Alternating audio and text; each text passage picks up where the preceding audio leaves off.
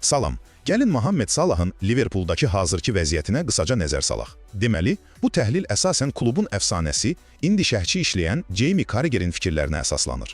Bilirsiniz də, Manchester United'ə uduzduqdan sonra danışıb, Salahın forması ilə bağlı narahatlıqlar var. Üstəlik, komandanın Qarabağla vacib oyunu da yaxınlaşır, vəziyyət biraz gərgindir. Yaxşı, əsas məqamlara keçək. Birinci, Carragher deyir ki, Salah açığı indi bir qədər enişdədir. Onun fikrincə, Misirli ulduzun start heyətindəki yeri artıq əvvəlki kimi garantili deyil. Hətta deyir ki, xüsusən səfər oyunlarında ona istirahat vermək lazımdır, bəlkə sağ cinahda Frimpong'u yuxlasın var. İkinci, biraz narahat edici məqam var. Salah Premier Ligada düz 7 oyundur ki, gol vura bilmir. Yadınızdadırsa o, 2017-də kluba gələndən bəri belə uzun qolsuz seriyası olmamışdı.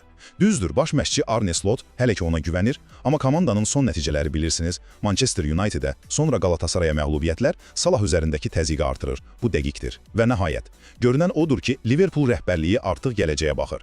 Eşitdiyimizə görə hücum xəttini yeniləmək istəyirlər. Alexander Isak və Florian Wirtz kimi oyunculara fokuslanıblar. Söhbət təxminən 240 milyon funt kimi böyük bir investisiyadan gedir.